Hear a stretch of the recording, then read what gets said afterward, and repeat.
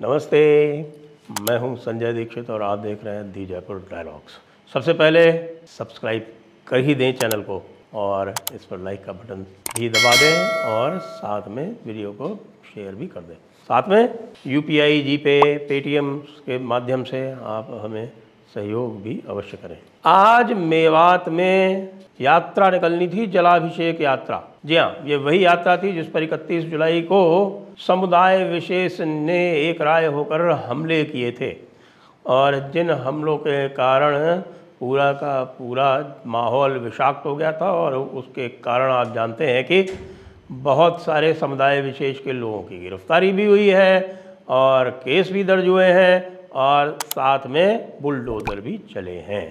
तो आपको ध्यान होगा कि जब यहाँ पर इस यात्रा को पूर्ण करने के लिए आह्वान किया गया था विशेषकर वीएचपी और बजरंग दल के द्वारा, तो कल पूरा चाक चौबंद करके और ये कहा गया था कि यात्रा को निकालने की अनुमति नहीं है, किसी भी प्रकार की यात्रा निकालने नहीं दी जाएगी, बाहर के लोगों को आने नहीं दिया जाएगा और पता नहीं कितनी सारी पुलिस लगा दी। कोई कह रहे हैं कि साहब 5051 पुलिस वाले वहाँ पर लगाए गए। अब 5051 लगाए गए या 5100 लगाए गए ये तो पता नहीं, लेकिन 51 लोगों की यात्रा तो संपन्न हो गई पुलिस के संरक्षण में। अब आप ये बताइए कि ये सब नाटक करने क्या ज़रूरत थी भाई। हमारे खट्टर साहब सीधे सीधे जो आम जनता थी उनको भी जाने देते। आपने कल वैसे कह तो दिया था कि जलाभिषेक यात्रा में जलाभिषेक में कोई पाबंदी नहीं है, बाहर के लोगों को नहीं जाने दिया जाएगा, लेकिन इसके साथ जो आपने माहौल बनाया उससे तो सारा का सारा हिंदू आपसे रुष्ट हो गया था और आप संभवतः उस रोष को संभाल नहीं पाए, इसलिए आपने एक यात्रा की अनुमति दे दी। ये कल ही कह देते कि भाई हम सीमित संख्या में लोगों को अनुमति देंगे, तो सीमित संख्या में लोग चले जाते। आज भी आप कह रहे हैं कि हमने 51 लोगों को अनुमति दी। 51 लोग यानी कि 51 लोग भी कौन, बाहर वाले यानी कि कौन, विश्व हिंदू परिषद के अध्यक्ष आलोक कुमार जी, अन्य बहुत सारे हिंदू संगठनों के पदाधिकारी, ये सब जाते हैं और कह रहे हैं, जो वीडियो आ रहे हैं उसमें तो साफ दिखाई दे रहा है कि कम से कम 300-400 लोग तो हैं ही। अब आप 51 को तो हम मान लेते हैं, उसके अतिरिक्त भी और लोग आए हैं। खैर चलिए, आपने 51 लोगों को अनुमति दी। 51 लोग पहले गए नल्हड़ महादेव मंदिर, जहाँ तक यात्रा पहली बार गई थी और जिसके ऊपर आक्रमण हो गया था नल्हड़ महादेव में, और वो उसके बाद फिरोजपुर झिरका में झीर महादेव के मंदिर में जाकर समाप्त होती है और वो झीर महादेव मंदिर तक फिर आलोक कुमार जी गए और वहाँ भी उन्होंने रुद्राष्टक पढ़ा और रुद्राष्टक पढ़ के और यात्रा का संकल्प पूर्ण होने की घोषणा भी कर दी। तो भाई एक बात बताएं आपको कि जिस प्रकार से आपने ये किया, तो हम ये नहीं समझ पा रहे हैं कि यह आप किसको मिसगाइड कर रहे थे। क्या आप कोर्ट को मिसगाइड कर रहे थे कि पहले से आप ये कर दो कि हमने यात्रा की अनुमति नहीं दी है, हम किसी को जाने नहीं देंगे, हमने वहाँ पर बाहर वालों के जाने पर पाबंदी लगा दी है, रिस्ट्रिक्शंस लगा दिए हैं, ये सब कहने से कोर्ट पे कोई नहीं जाएगा और आप यात्रा को चुपके से संपन्न करा दोगे। भाई बात तो ठीक है, आपने यात्रा संपन्न करवा दी, लेकिन इतना सब करने की आवश्यकता थी क्यों। 31 जुलाई को तो इसके 10% भी अगर आपने फोर्स लगाई होती ना, तो जो कुछ हुआ 31 जुलाई को वो कुछ भी नहीं होता। आज तो आपने नल्हड़ महादेव के चारों तरफ आईटीबीपी लगा रखी थी और सीआरपीएफ लगा रखी थी और पता नहीं कौन कौन सी और आपने फोर्सेस बुला रखी थी। यानी कि 51 लोगों की यात्रा कराने के लिए पुलिस की इतनी व्यवस्था तो अमरनाथ की यात्रा में भी नहीं होती है, जबकि अमरनाथ की यात्रा पर तो हर वर्ष आतंकवादियों का थ्रेट होता है, उनकी चेतावनी हुआ करती है, फिर भी इतनी सुरक्षा तो वहाँ भी नहीं दी जाती है। अब इसके क्या अर्थ निकाले जाएं?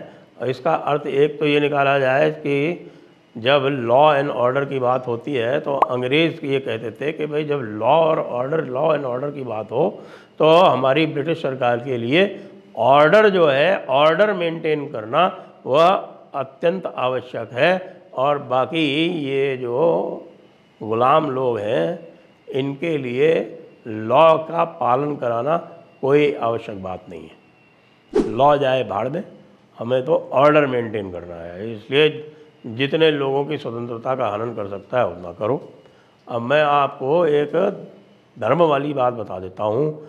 माननीय खट्टर साहब की ये जो पूरा का पूरा ब्रह्मांड है, इसमें भी एक कॉस्मिक ऑर्डर है, और वो कॉस्मिक ऑर्डर को कहते हैं ऋतम या ऋत। और जो ये ऋत है, इसको मेंटेन करने के लिए, इसका सम बनाए रखने के लिए आवश्यकता होती है धर्म की। यानी ऋत जो है वो धर्म से स्थापित रहता है। यानी धर्म का अर्थ आप ये कह सकते हैं यूनिवर्सल लॉ। इसको कई बार लोग इसका इस प्रकार से अनुवाद करते हैं, ट्रांसलेशन करते हैं। तो ऋत को स्थापित करने के लिए धर्म की आवश्यकता होती है। अंग्रेज कहते थे कि ऑर्डर को स्थापित करने के लिए लॉ के साथ में समझौता किया जा सकता है, और आप भी उसी अंग्रेजी मान्यता पर चल रहे हैं।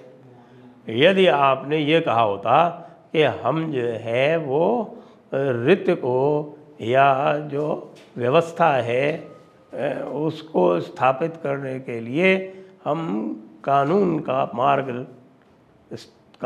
मार्ग लेंगे, तो निश्चित रूप से आपकी बहुत वाह होती, पहले से भी होती, बाद में होती। ओवैसी जैसे जो चिल्लाते रहते हैं, उनका काम ही चिल्लाना है, क्योंकि अब क्या वो चिल्ला रहे हैं? अब नहीं चिल्ला रहे क्या? अब वो कह रहे हैं कि देखिए, एक तरफ तो कह दिया कि यात्रा में पाबंदी है, और दूसरी तरफ आपने यात्रा निकलवा दी, और वहाँ पर बीच में जो है वो जो वायरस है, राकेश टिकैत जैसे, वो भी नहीं कूदते, और वो भी इस तरह की फालतू की बातें वहाँ भी जाके कहाँ, अलवर में, वहाँ नहीं कहते। लेकिन एक बात तो बिल्कुल पक्की है कि यात्रा तो निकली, संपन्न हुई। हम कह सकते हैं कि ये जो हिंदुओं का एक दबाव है वो काम आया, उसका ये प्रभाव पड़ा कि आपने यात्रा तो निकलवा दी, कम से कम वीएचपी का संकल्प तो पूरा करवा दिया। पहले भी आप ये कह सकते थे कि प्रतीकात्मक यात्रा निकालने की हम अनुमति देंगे, हम कह सकते थे आप कि हम 51 से अधिक या 151 से अधिक या 551 से अधिक नहीं जाने देंगे। लेकिन आपने 51 लोगों की बात की, मुझे तो लगता है कोई 500-700 लोग तो चले ही गए। अब ये मैं केवल इस आधार पर कह रहा हूँ क्योंकि मुझे जो दिखाई पड़ रहे हैं, जो वीडियो इत्यादि जो आए हैं, उसके आधार पर कह रहा हूँ। लेकिन अब 51 की तो घोषणा ही हो गई। 51 की तो घोषणा आलोक कुमार जी ने करी थी, तो निश्चित रूप से आपने उनको अनुमति दी जाने की। वो गए भी पुलिस सुरक्षा में, तो आपकी सहमति से ही गए। तो इसलिए आपको भूरी भूरी धन्यवाद कि आपने संकल्प तो पूरा करवा दिया। जलाभिषेक यात्रा का सावन के अंतिम सोमवार के दिन भोले बाबा के ऊपर जलाभिषेक तो हो गया। जलाभिषेक तो वैसे भी होता है, लेकिन जो संकल्प लिया गया था वो पूर्ण हुआ यात्रा का। चलिए, अगले वर्ष क्या करेंगे आप, यह पहले से तय करके रखें।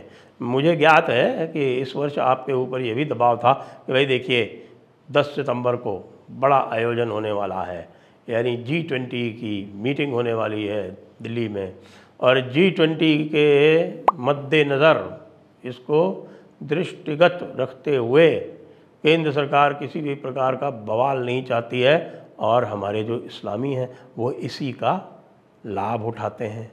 उनके पास बवाल करने की असीमित क्षमता है। इसीलिए ओवैसी साहब ने चेतावनी की थी कि यदि कोई हिंसा हुई तो उसके लिए हरियाणा सरकार ही जिम्मेदार होगी। अब हिंसा करने कौन जा रहा था? पिछली बार भी हिंसा की किसने थी? सब जानते हैं हिंसा किसने की थी, किस पक्ष ने की थी, ये सबको पता है। कम से कम जो तीर्थयात्री जो गए थे और जो नल्हड़ महादेव में जहाँ आपके महिलाएं और बच्चे उपस्थित थे, उन्होंने तो नहीं की होगी। यदि किसी का उद्देश्य होता कि वो हिंसा करने जा रहा है तो वो साथ में महिलाओं और बच्चों को तो लेकर निश्चित रूप से नहीं जाता। जो लोग मरे हैं वो भी कौन से मरे हैं सबको पता है, कम से कम जो मेवात में मरे हैं। एक आइसोलेटेड मियाँ जी, हमारे मौलाना जी का जो उदाहरण दिया जाता है, वो तो गुड़गांव में थे, मेवात के अंदर तो थे नहीं। तो अगले वर्ष आप क्या करने वाले हैं? अगले वर्ष तो G20 नहीं होने वाला है। वैसे भी केंद्र सरकार की समस्या ये है कि ये G20 के चक्कर में बहुत सारे ऐसे निर्णय हैं उसको ये निलंबित करके बैठे हुए हैं।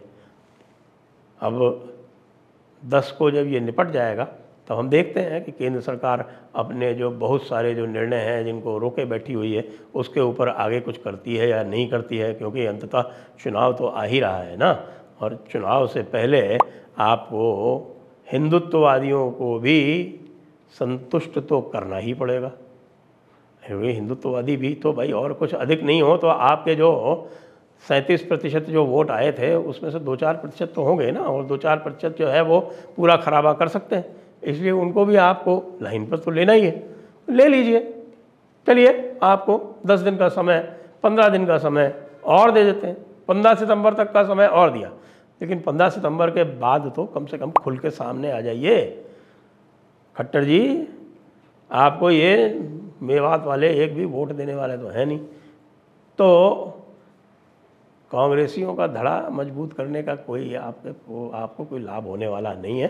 ये जो आपने प्रतीकात्मक यात्रा करवाई है ना, इस पे शर्मा शर्मी मत कीजिए, इसका पूरा क्रेडिट ले लीजिए। हम देने के लिए क्रेडिट तैयार बैठे हैं। जय हिंद, जय भारत, वंदे मातरम।